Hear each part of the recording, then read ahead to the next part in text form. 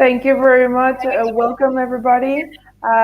Thank you, Mark. Thank you, Olivia. We welcome all of you that you're joining us today for this webinar where we'll be talking about why are hospitality companies becoming B Corps. And for this session, we plan to have John, which he is the lead of B Lab in the UK. We also have Mark, Lorenz from Six Senses, and also Olivia will be joining and discussing about the technology and data behind sustainability. And we don't still have John here today, but we will start with Mark. We will be talking about the practical side of it and the practical approach to sustainability and F&B operations. And later on, we will be talking more about how using technology we could make this transition easier. And the reason why we started this event and this show is because we do think it's very important to change the approach to hospitality and, of course, improve our governance. And there's no other way than finding solutions and create alliances. And we do think that whether it's becoming a certified B Corporation or using a technology or even improving your sourcing practices, we could be even better. So give me a second. We have John just joining us. Hello, John. Hi. Yeah, sorry, I am here. I'm just having problems with the technology. Somehow my camera won't connect. Okay. We're trying to work it out. Okay, no problem. We could we'll come back to you in a second. So we can start with Mark if you'd like, and he will be sharing the best practices, what he does in Six Senses, and also his approach and mindset, which I'm very fascinated by. So thank you very much, Mark, for joining us today. And the floor is yours. Thank you very much, Maribel. I'm really pleased to be here today. So basically, I'm going to share some of the practices that many of the Six Senses hotels do around the world. But basically, I'm the culinary director here in Douro Valley, and I will talk specifically what we do here, because sometimes it's a bit different what barefoot resorts do in the Asia, and some resorts in Middle East, or some urban that we have in Istanbul. And I'm going to talk the one that we have here in Europe. That's the only one for the moment. And I'm going to share some of our insights that we do daily operations, and I prepare a small presentation just to guide through, because sometimes I talk too much and I need, so it's a guidance for all of you. Basically, our hotel is based in the Douro region. It's 1 hour and a half from Porto. It's a super beautiful area with vineyards famous for port wine, and we are surrounded by nature. So basically, it's something that it looks easy sometimes. For one side, it seems, we just remove plastic or few things like that, and we are sustainable. And there's much more that we must do, and much more that it's behind. It's where we source the ingredients, what are we doing to reduce our impact daily. So basically, I put 4 topics that are important. I mean, company philosophy. It's Six Senses is a leading company in the world in this kind of business, in sustainable hotels, in the practices and sustainability. We have a really important point that it's not really commented many times, is human resources. I believe hiring the right manning, hiring and sourcing the right people will make a difference for your sustainable and day-to-day operations, producers and purchasing, of course, and operations. Talking about Six Senses, everybody knows about the company, founded 1995. We have hotels different, basically in Asia, some in Middle East, and opening few more in America. Get back to what we are thinking daily, and I don't want to extend on this because I think our viewers wants to see a bit what's day to day. But one of the main important things, we have sustainability managers, we have Earth Lab, we have composting, we have organic gardens, we have mushroom farms. We grow vegetables all around, and we are committed to be plastic free by 2022. I put 2020. a bit too rise. So basically, we have passive buildings. We try to be as sustainable as possible within the building and within our operations. We remove almost all the single-use plastic. We're using our own bottling plant, and we try to work with what we have in our surroundings. Basically, this is a kind of introduction. And now we'll go to one of my favorite topics. Why human resources is that important for us in Douro Valley, in all amongst the company, and I believe in many companies. We can care about, we can take care of solar panels. We can try to source as much as we can on sustainable sources, but what if our staff is not well trained? What if our staff is not with the right mindset to work and understand the philosophy?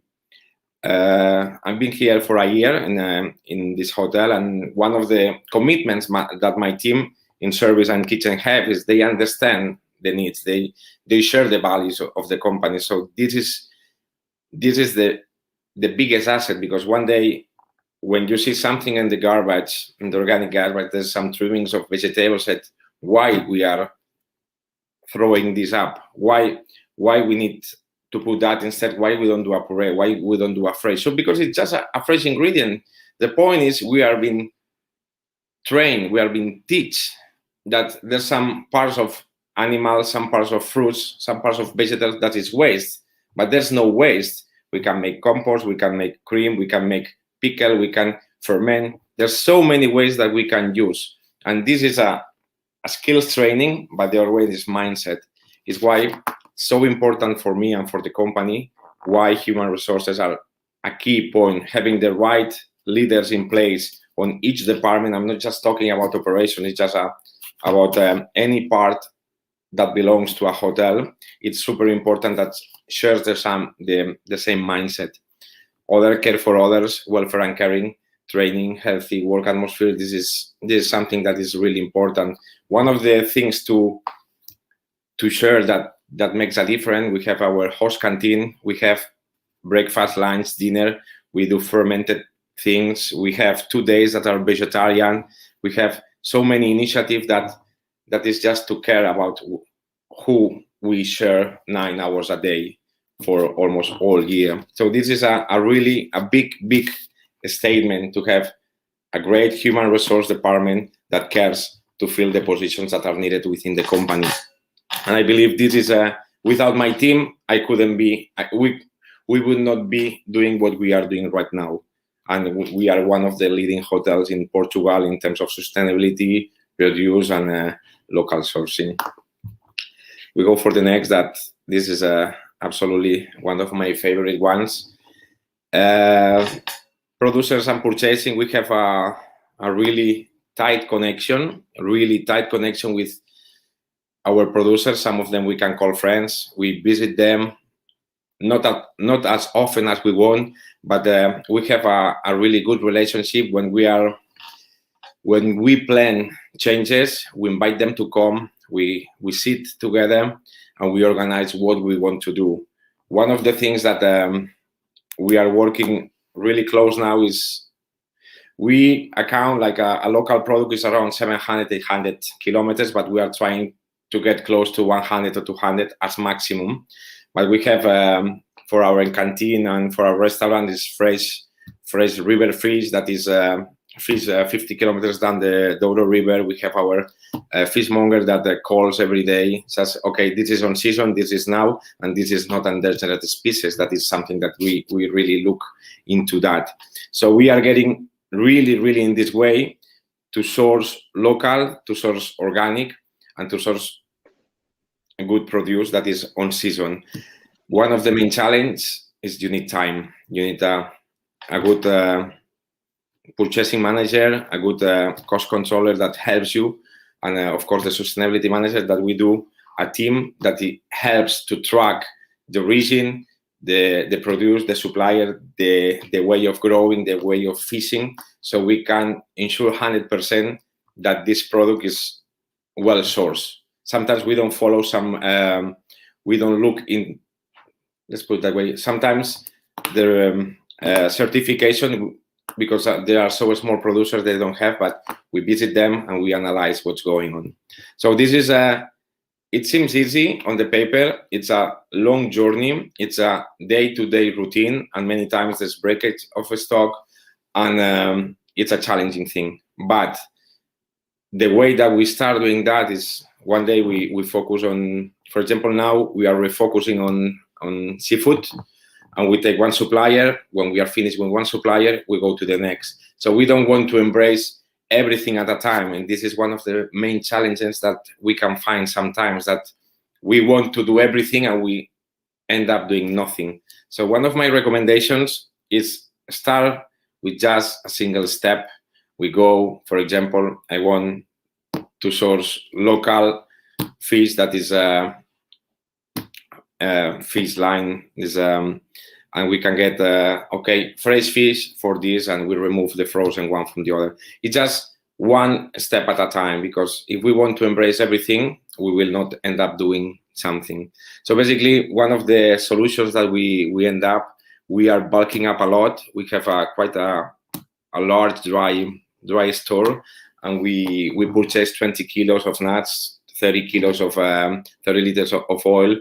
We are planning to have one delivery in a month of 150 liters of olive oil, and we are building a silo. So they will come once a month, fill the silo. So we avoid plastic, we avoid carbon footprint from the deliveries, and this is the way that we are trying to work towards this year. It's just bulking up everything, storing in stainless steel containers, so the freight it doesn't expire. So instead of having 2 times a week deliveries using plastic, fuel, and wasting time of the suppliers and wasting our time, we are just compacting deliveries in once a week, once every 15 days, or even once a month. So this is a way that everyone can do that. Any from a small restaurant to a huge hotel, you can plan what you are doing daily, and you just can analyze your needs. And of course, if you don't have a space, you cannot bulk up too much. But this is a way to avoid time, avoid wastage, and avoid carbon footprint. And the other one is a circular economy, of course. That is what we try to get from the surroundings, so it goes back. Also in terms of economy, that our suppliers comes here to spend the money with us or spend the money on the area, and we spend the money with them. Also the waste that becomes organic waste, it goes to our organic gardens. And basically, these are two small things that makes a big difference. And when we start bulking up a lot, we are reducing waste, we are reducing our costs, and at the end, we want to be sustainable. But if the hotel is not financed sustainable, we cannot be sustainable. So everything goes connected too. So another one of my favorite ones, that's operations. This is a kind of a bold statement, but remove instead of reduce. Many times I'm tired of we need to reduce, and I was the first one always embracing this content. But I think it's better to embrace remove, and after, if you cannot remove, you just go to reduce. But basically, what we are doing as exercise with the team is, shall we remove or how shall we reduce? So basically, now we have a limited amount of cling film, and we are gonna remove completely by the end of the year. And it's just a matter of what it's a mental exercise. It's what you can do without that. So basically, we ask our suppliers to remove plastic containers, to remove plastic packagings, to remove everything that is not for operational and it doesn't bring anything. We're visiting many factories and suppliers, and what you can do for us to remove these things. Basically, I put some examples here that are quite of the ones that we have on a daily basis. You want to use vegetable milks. You use soya, you use almond, you use hazelnut. Why you don't just choose one milk and you just do it at home, so you reduce the waste, you reduce the carbon footprint? It's just a way of how we can become more homemade in each of our outlets, restaurants, or day-to-day operations. It seems sometimes so so big and so difficult, but at the end it's just, okay, let's go one step at a time. For example, what we do here, when we get the fish and it's not going to use on the day, we just keep it whole without the interiors, and we just use it next day. Vegetable trimmings, as I said, we actually try to keep everything as it comes from the butcher. We just remove the packaging from the butcher, so it comes in a net, so we just can hang on our dry agents. So we are not using any plastic vacuum, any films, and it just goes from the butcher to the fridge to the fire. So these are small things that each of you knows how to organize, what are you purchasing that is not needed, and just the main important thing is just focus on one, and until it's not done, don't move forward. If you get stuck, find something easier, but just the most challenging part of this is just to start, and just one at a time, you will become more sustainable. And you cannot be 100% sustainable in a month, but if you become 2% better every month, that's an improvement at the end of the year. And basically, this is a kind of a general vision. But I love that closing statement, really. What you just said is very important. Like, you don't have to be 100%, but just start somewhere, right? And you know, you have many areas that you can improve on, but it's just taking that step at a time. And for me, for all the great things to just mention, the best thing is sustainability. You have sustainability managers, and people is well trained and educated. And I think that is a challenge, especially now, because we need more education in that aspect. And we have departments. We need departments, sustainability departments. This is not common in all the hotels, right? Unfortunately, it's still not very common. However, I do think that is really a need to embed all the strategies that you're just mentioning, from sourcing to all the best practices within the kitchen or purchasing department, and having that holistic view and approach to the business. So everything is connected. Your community, the food you serve, your customers, like everything is one, right? At the end of the day. So if I may, I would like to also emphasize something you just said as well, very important. Some of your producers, they don't have certifications because they are small. So it might be they are a small family. Could you explain that? Because sometimes we just look for certifications, and if it's not certified, we just discard or disregard. But this is not something that we have to do, because, as you said, there are good companies doing good things without necessarily being certified. Well, actually, I mean, there's nearby 30-40 kilometers. We are purchasing one of the best cherries that you could even try it, and it's just an old man that grows a lot of fruits and vegetables, and it's just organic as he is growing that produces for all life, and he's not going to get certified because he will spend a lot of money. He's just delivering on the surroundings, and why he need to do that if the product is awesome? So it just sometimes we are too much focusing on levels in certain things. I mean, don't take me wrong. I think certain levels are really great, that it's a must to have. But in some other areas, if you know where it's coming from and you have seen it with your eyes, why I need that? I don't need to have a certification for that. And this is something important many chefs knows that things too. Okay, I definitely agree with that. And after seeing Seaspiracy, the documentary and MSC for the certification for fish, then we were all relying on that fish sourcing certification, and now it happens to have, this kind of both sides. So we have to be on top of everything. But I think I very much agree with what you said, and would be.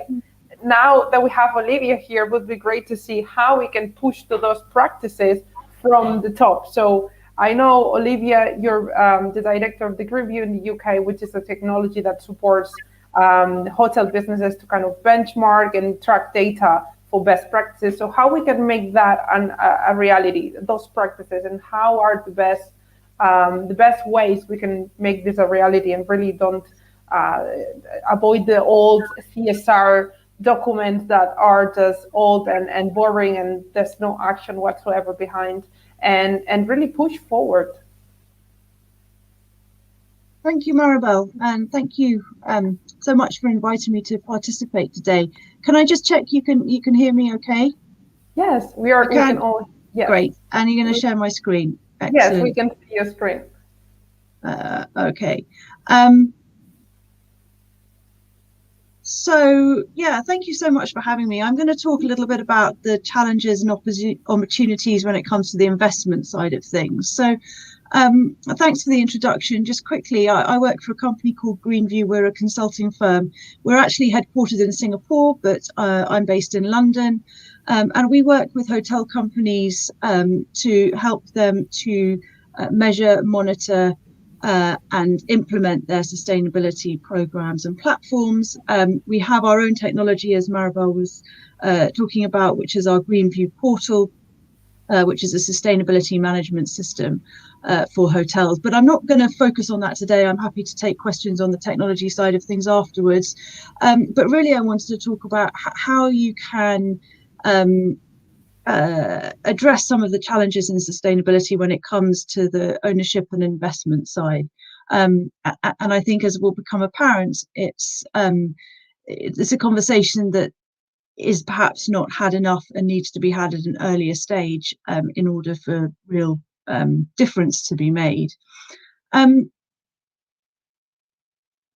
So just sort of starting off, looking at the sustainability challenge, in the past, and we've been working with hotels for many years now, and I think it's fair to say that having talking about sustainability has been a challenge, particularly when you get beyond the brand. So brands like Six Senses and many others are doing great stuff, but often, they're just one of a number of players when it comes to the hotel ecosystem, and particularly when it comes to the investment side of things. There's some challenges in talking about sustainability, and I think the first thing is that when it comes to the key decision making, or certainly in the past, and I'll explain a bit in a minute as how we see things changing, but in the past, sustainability wasn't really talked about until it was almost too late. So when the key decisions are made when it comes to an investment or a development, the sustainability is not considered at that stage. And that's for a number of reasons. And one of them is there is this perception that sustainability implies upfront costs. And that may well be the case if you haven't considered it early enough. But actually, as we know, there are considerable cost benefits in having a sustainable approach. But that has been off-putting, particularly from an owner perspective. And sort of linked to that, it's been quite hard to make the business case. Unlike some other elements of kind of asset management, the sustainability, it's hard to make the business case for increasing the asset value or the ROI or revenue profitability, etc., when it comes to sustainability. So there's been a hesitancy to talk about it, and in some cases it's been outright a taboo subject, that there are fears that by even raising sustainability, you may start to alienate some of the stakeholders. So it's a challenge in that sense. But we see the world is changing, and I just wanted to talk a little bit about how the sustainability paradigm is shifting. And we're sort of looking, when we say before, probably this was 2 or 3 years ago, a lot of this was in train before the pandemic. I think it's fair to say that we have seen some of these changes sped up actually as a result of the pandemic. But in the past, sustainability was seen as a far off issue for future generations, something that kind of it was admitted that it was happening and that there were challenges, but it wasn't seen as something to be dealt with now. Whereas now that's completely changed, and it's a mainstream concern. We are seeing the risks of climate change, for example, on a regular basis. And so it really is front and center of most people's considerations. Previously, the labels and initiatives were fledgling. There was some great stuff going on. Often it was quite niche. And now really it's become mainstream, and we're seeing some great actions, tangible initiatives. Most companies are active in this space in one way or another. From a hotel point of view, previously there really was, as I was saying, the focus on the operator and their programs. And now there's an increasing shift towards the responsibility of the owner and looking at the whole life cycle of the hotel. And I'll talk a bit more about that in a minute. And sort of leading on from that, owners and investors had limited sustainability interest. And now we're seeing that it's much more relevant. There's a lot more interest. And in many cases, actually, owners or investors are mandated and required to look at sustainability. And if you look at some of the messaging and requirements coming out of the financial sector, particularly BlackRock, which is leading the way in this space, there's a real pressure on owners and investors to take this more seriously. And then the one final point is that previously sustainability was really very much the remit of the sustainability experts or the technical services, whereas now it's part of the conversation of the C-suite. We're seeing it raised to board level, and it's becoming much more integrated into businesses. So what does this mean in terms of opportunities? And I'm going to talk around sort of 3 areas of opportunity. And the first is around this notion of risk and resilience, and the fact that by understanding and addressing sustainability risks, particularly as they relate to climate, but also water, biodiversity, and others, is becoming increasingly important from a business perspective, and understanding the risks as they relate to both investments and operations is really important. And this just gives a sense of some of the different risks you might look at. So obviously climate risk at a property level, water risk, so both from a too much water and too little water perspective, depending on where you are in the world. Biodiversity is a really interesting one, both impact on biodiversity, but often tourism and hospitality has a huge opportunity from biodiversity, particularly when you're looking at the tourism product side of things and what actually attracts tourists and guests to a particular region, but also the risks, not only in terms of the impact of a property, for example, but also supply chain. And we were just talking about seafood. That's one big hot issue at the moment, but there are many others. Also looking at socioeconomic risk and opportunity. So this isn't just an environmental consideration, it's also a social one. And one of the big trends that we've actually seen in sustainability and ESG in the last year or so is the increasing importance of the S, so the social part of ESG, and how a business or property actually relates to the community in which it operates. And then looking at how you can benchmark performance, improve performance, and learn from best practice. And the idea is that if this is integrated as part of the business risk analysis or the risk assessments at the outset of a project, then the chances of being able to address sustainability risks and build in sustainable operations are much higher. So leading on from that, I think this is perhaps one of the most important things to look at is the whole kind of investment development side of hotels, as we all know, is incredibly complex with many, many different stakeholders and interests. And as I said previously, in the past, very often, and even currently, sustainability is not really talked about until often it's too late. So if you start considering sustainability at the time of brand or operator selection, which is usually when it first comes in, you may well have already determined the building, the design, even the contractors, and it may simply be too late to to put in some sustainability initiatives or installations.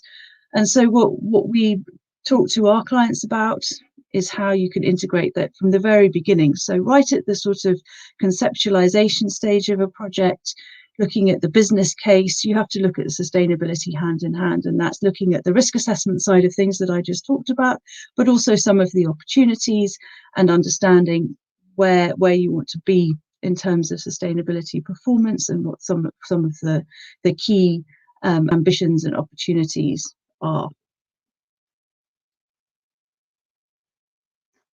And then kind of moving on, the way you approach sustainability changes as you go through the investment life cycle. And I think it's really key to understand what the different needs are and what the different opportunities are as you progress. So if you take kind of a pre-acquisition stage, you're looking at the initial screening, assessing the location-based risk of the property, and if there's an operator already involved, or if you're looking at an operator, what they're doing and what their priorities are. Moving through due diligence, which is around performance and what is being done and what could be done, and identifying where the focus should be. And then once the acquisition has taken place, really how you can manage the asset effectively for ESG. So what are the actions that need to be taken place over what time frame, and then ongoing monitoring of performance. And I think one of the key opportunities, as the previous speaker was talking around, the fact that you can't do everything all at once. And in fact, the whole sustainability agenda is so huge, sometimes it can be difficult to know where to start. But the one place I would always recommend you starting is on monitoring and tracking performance, because without that sort of baseline understanding of what you're doing, it's quite difficult to know where the opportunities are and where the quick wins might be and what's going to need more investment. So really focusing on that can be very effective. And then there's an opportunity, if we're looking at it from an investment perspective and disposition, to see what is the added value that ESG and the sustainability program has brought to a particular investment. So just to summarize, I think there are a number of different areas of opportunity when we're looking at the investment side of things. Building the business case, particularly around risk and resilience, making sure that sustainability is a key consideration from the outset, and working with the relevant stakeholders so that they can understand what the sustainability opportunities and ambitions might be. Proactive asset management from a sustainability perspective, and also encouraging engagement within the owner community. And this is where the conversations around B Corps and some of the work that Maribel and her colleagues are doing, I think, becomes really, really important. And it's that sharing of knowledge and experience and opportunity which will help engage and ultimately drive things forward. So that's everything from me. Thank you very much, and I'm delighted to have questions. Yeah, we will go at the end of the seminar with some questions we already got, and please do send more questions if you have. But I want to make emphasis what you said on your last slide, and it's very important that we keep the conversation alive, that this keeps going, especially within the investor community, and they not just divesting from bad investments, but we really take an impact investment approach and we make this a reality. So it's not just not doing bad, but how by improving this investment strategies, they will profit, they will benefit from it. But this is not just the only way. It's just the only way I believe that we can move forward and we can create resilience in businesses by helping communities. And as you well said, we keep the research on the social issues and how human rights and many other issues we can implement from the get on any investment, not just the environmental side or the emissions, the water, and the materials, but also how we manage our employees and local communities And also, as Mark said, if we don't take care and educate employees, for instance, there's no way we can really make a sustainable or regenerative business approach case at all, right?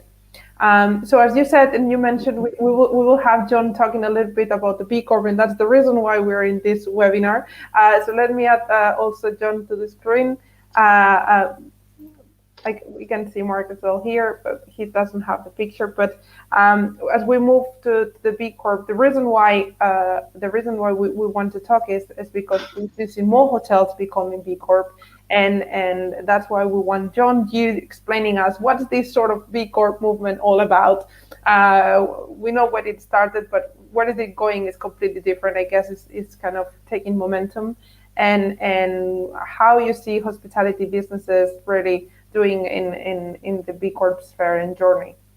Yeah, sure. Well, thanks for having me on. Sorry for the tech issues. I'm not sure what's going on, but hopefully you can all see and hear me.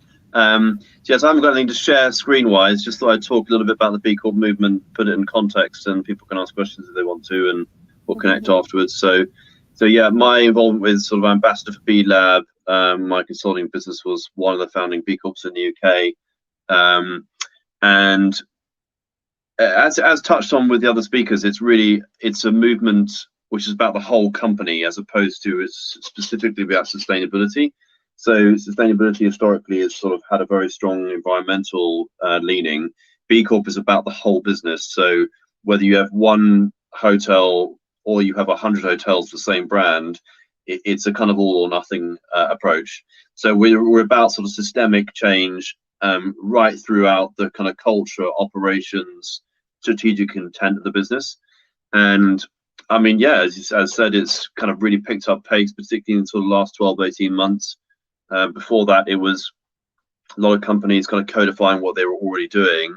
Now it's very much a lot of businesses that both that and have decided, okay, this is real. We really need to change. We want to change. Our employees are asking for more meaningful work, et cetera, et cetera. So for all those reasons, it's picked up a lot of momentum, and it's an exciting time to be involved. There's kind of two elements to it. There's loosely speaking, there's a legal commitment and an assessment. So the legal commitment is about building into an organization an understanding that all stakeholders need to be taken care of, not just the shareholder base. And then the assessment is, we use this thing called the B impact assessment, but it's not a test, and we're not negatively scoring people. The idea is it's effectively a long list of positive ideas across governors, workers, environment, customers, and community. And it's a free, open public resource. So whilst there's about 4,000 B Corps, there's about 100,000 organizations using it just to think.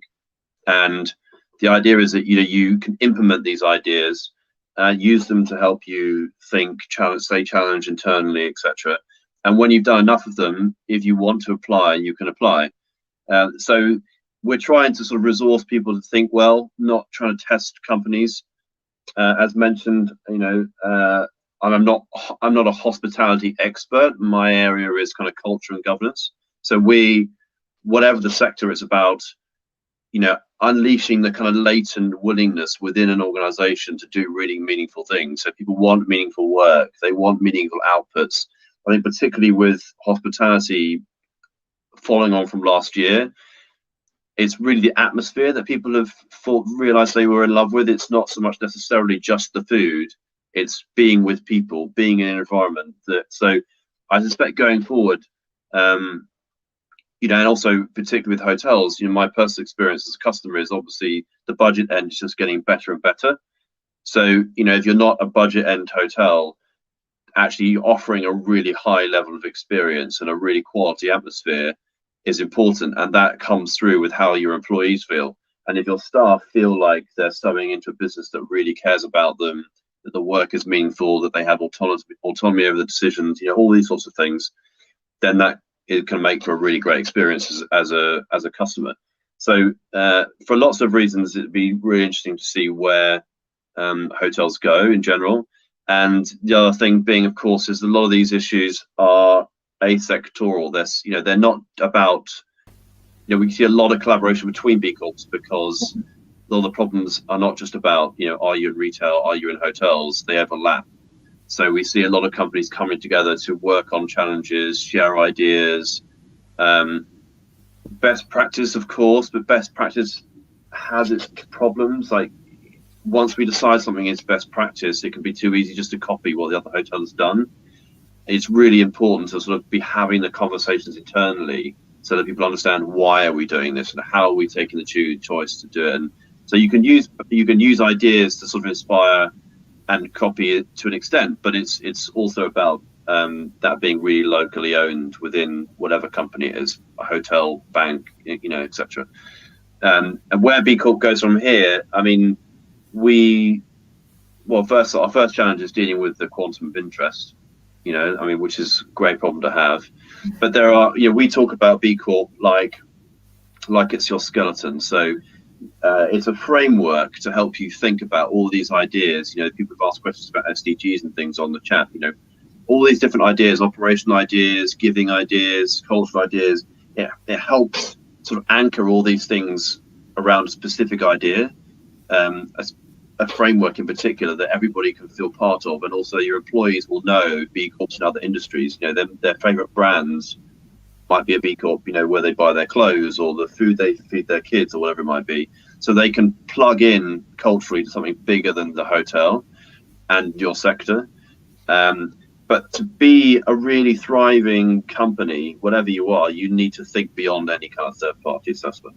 So it was touched on earlier by this idea that certifications can only go so far, and it's absolutely true. So a bit like with a human being, you've got your skeleton, you still need the flesh and the soul to be fully alive and flourish. It's the same thing with a company. A B Corp is really, really good at building a strong foundation and giving people tools to think so that it can be disseminated throughout the business and not just be the remit of a sustainability team.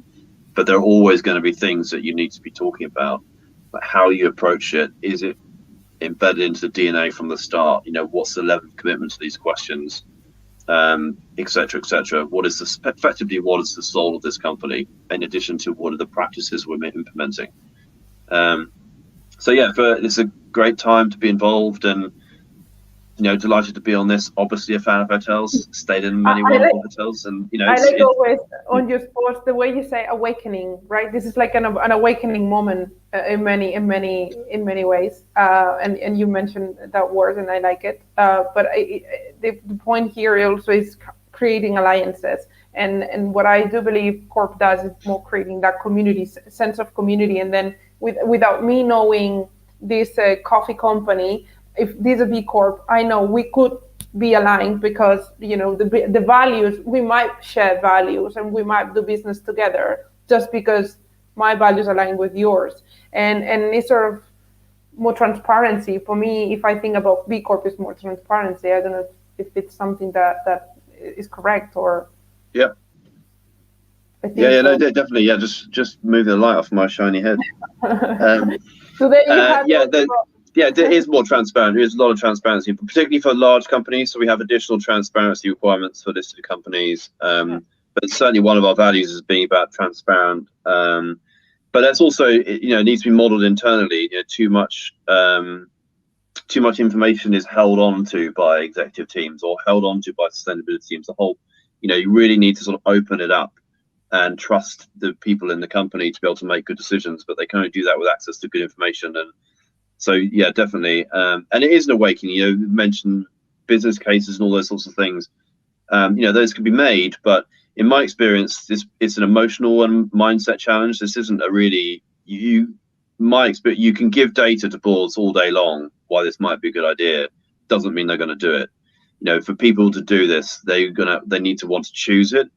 And that's what's happened over the last 18 months. It's that choice has become very real and has become wanted. And this movement doesn't exist because it's stacked up financially at the start. It's stacked up. It was because people thought this was the morally right thing to do, or they were passionate about something, or that's where it all began, and that's still the case. One of the challenges with sustainability has been we've made it too much about the science, and people don't connect with science. Science isn't sexy for most people. What drives them emotionally and local understanding is what gets people going. And so we need to keep that in the discussion because it does work, and that is what matters to people. Let me add everyone else to the conversation, because that's a great point to see. But we see science as too far, and then this is something affect us on the daily basis, and actions we have to take are related to science and other issues, as water stress or biodiversity conservation, etc. So we still have to work many things. But I want to take your ideas, and I want to take some questions from the audience as well, and you can answer any of you. This is open. We had someone that commented the conflict of short-term versus long-term goals, and I do think short-termism is a problem. Maybe Olivia, you see that very often with investors landscape, right? Yeah, you see it with politicians, you see it with investors. It's a challenge, and particularly at the moment, everyone's talking about net zero 2050, and actually the reality is, you need a long-term vision, but you actually need short-term goals and targets and actions. And I think that you can, break things down effectively to achieve that, and you need both.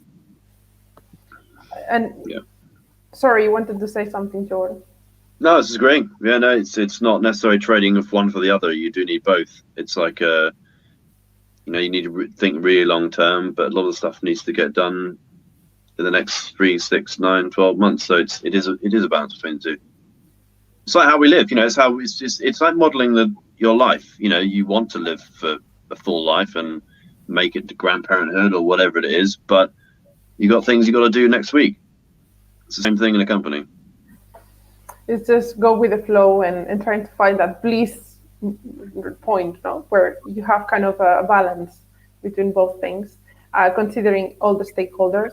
We have another question that, let's see if I understand it, because it's quite long, but it says, what drive which SDGs to address, and how well do the financial markets incentivize sustainability and compliance performance improvement across the 17 SDGs commitment by all states in 2015?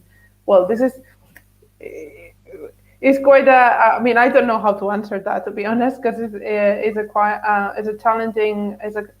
a challenge to say, and especially financial markets, where we come back to the short-termism, back to the other question. But how do you think about the SDGs, and what's really your thought on SDGs? I know we are a little bit out of time, but I want to get your ideas about that, because under my point of view, for countries that's fine, but for companies, how do we embed the SDGs in, and how we can even understand SDGs as a priority when most of our departments and process and people are not even educated, or they don't have anything to do with them. Like it's very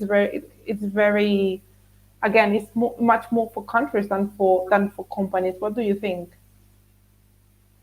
I'll go. My view on the SDG. Yeah, if you're early on in this journey, for me personally, SDGs can be difficult to get your head around. I think we have a SDG platform attached to the B Impact Assessment with B Lab, which sort of self-populates. So when you go through the BIA, it will also tell you what SDGs you're engaged with, which again is free and attached to the BIA. So that there are tools you can use. In my experience, SDGs is picked up on more by companies in developing markets than it is in like Western Europe and the US. So companies of all sizes, if you've got hotels in Africa, Asia, in my experience is companies in that part of the world tend to go to the SDGs quicker than we do. But it's I think for a lot of people they can be impenetrable, particularly if you're a small to medium-sized business and you don't have a team that's sustainability looking for these sorts of things to engage with. It's more important upstream to be having conversations about how do we do this well? Like, what is the culture of the company? Why are we doing this? What is it? How does my job change as a result of going down this pathway? And if the SDGs become of interest, then great, use them. But I think if you build a strategy just around the SDGs, you can find yourself overwhelmed, like you say, if you don't have the training and all the rest of it. This is a very good point, and it makes me think of what Mark has shared before. He's making the decisions unconsciously, and he's kind of building that sustainable and good practices and good governance within its company, but it comes natural to making logic decisions, right? Mark, I guess like bulking or using less plastic because you are storing or practices you're using in the kitchen. Yeah, I mean, from my point of view, I think because I mean, Six Senses is a company that's committed to that. But if you go to standalone hotels or as John say in Asia, Africa, I think they try to achieve more because they need to invest more time on that, and the people that invest, I mean, the big companies or just or standalone owners, they just want to compile with that also because it will benefit their businesses. In other way, in Europe, it's easier to follow different ways that don't attach too much because we are already in a good baseline. Because many of these SDGs, I mean, we are already compiling kind of in Western Europe or in the States. And I think it's difficult, as John says, it's really difficult to achieve for small companies also. It's better to don't label yourself at that, but just use it as a framework to work towards these goals, but some companies will never achieve. Absolutely.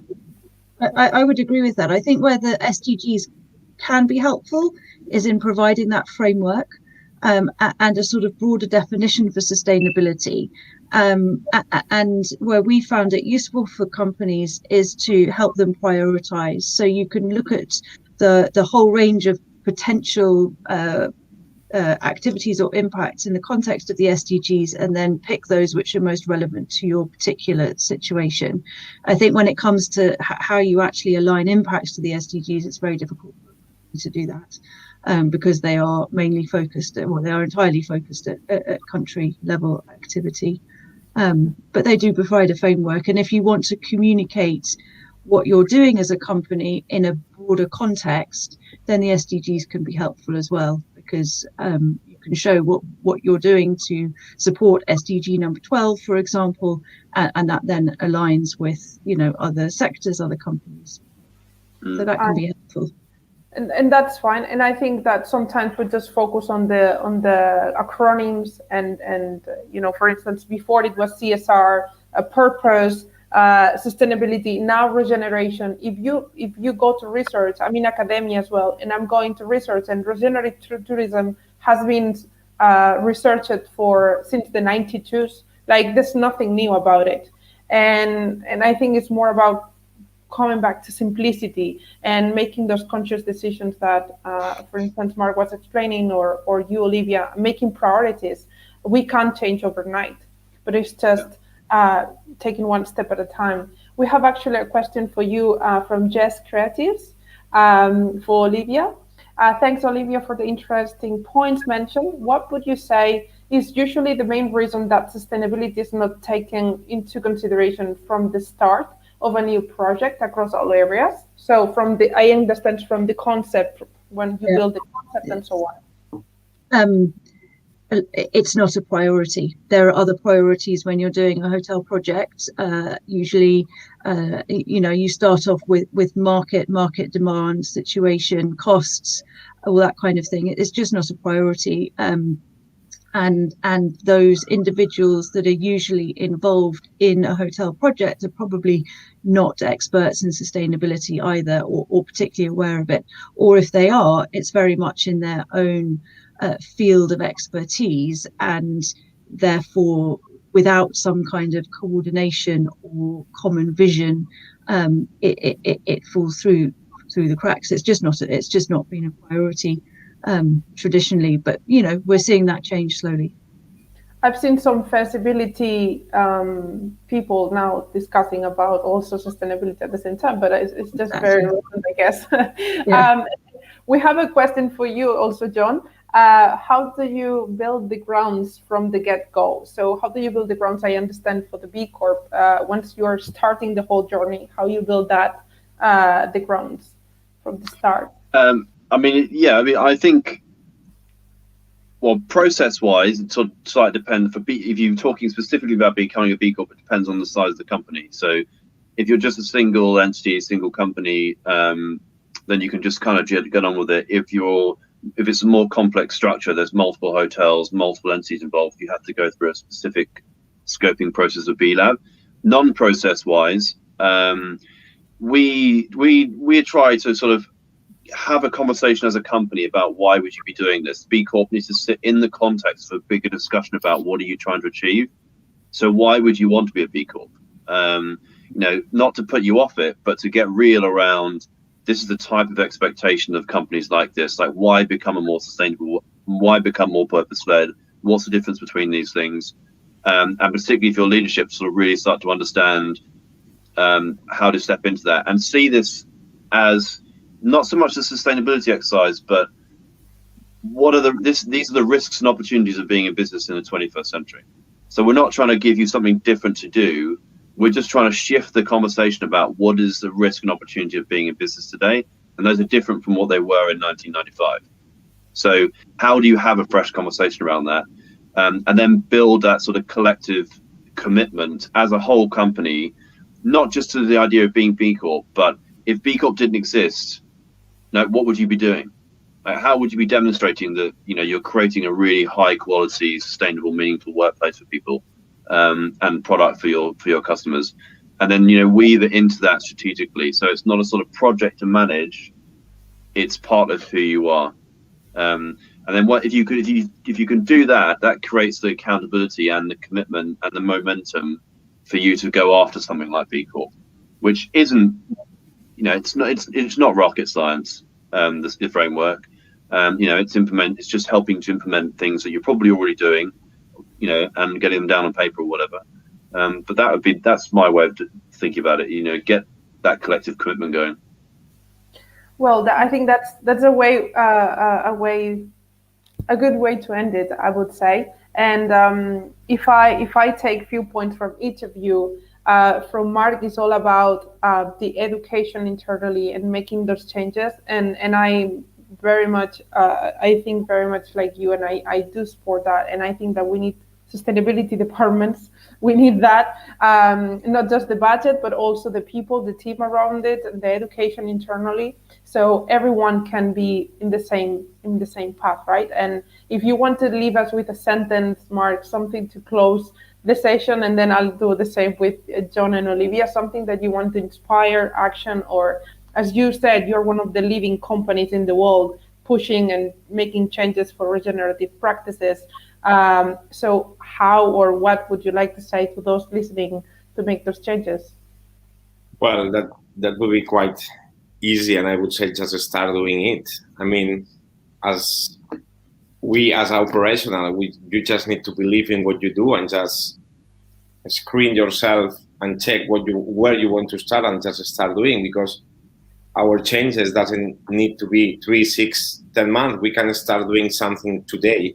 So it just start 1% of what you want to do, and you will increase the percent by the days and by the weeks, and that's it. There's not much else that we need. That would be my final statement. We're taking the Nike slogan. Just do it. And Olivia, with you, I mean, I know you're in a tough environment with the owners and hedge funds and the investment process, which it takes long to make the right decisions, and it's not the best. Well, maybe it's a tough way to push for change. But I do think, and as you said, conversation is changing, and there's been put more pressure from law frameworks to the EU taxonomy, many other regulations coming. So this is not something I like to say that just because there's regulation we are changing, but this is something that is pushing the change, right? So what would you say, and how would you inspire if there's any investor that would listen to this, or anybody in the industry? So I think it's sort of related to what Mark said. I would say that sustainability is not an end point, it's a journey. And therefore, if you focus on the end, it will be overwhelming and unachievable. Therefore, focus on the journey and do it step by step. If more companies did that, then we'd be in a better place. Thank you, Olivia. And last but not least, and the reason why we started this conversation, John, and the journey with B Corps and what would you say to close this session? Well, obviously, we'd love to see more hotels as B Corps. That clearly goes without saying. It'd be great. I mean, join your network. There's power in community. Get on with it. Exactly. I think the other thing I would say to people with your leadership in here is start asking, like, with the people you're working with, what would we do if this was a genuine partnership between you and me, rather than deciding on behalf of your people all the time. Ask them and trust them, and act on it, and act on that. So that would be the other one. But yeah, great. Thank you for having me. It's been great fun. Thank you, John. Thank you, Olivia and Mark. I really appreciate your time. And we've been a bit longer than we expected, but thank you again for your time. And we do hope that the audience enjoyed. And if there's any questions, you can connect with them or with myself on LinkedIn. So thank you and have a good afternoon. Thank you. Thank you ever so much. Yeah. Thank you. Bye-bye. Cheerio. Bye.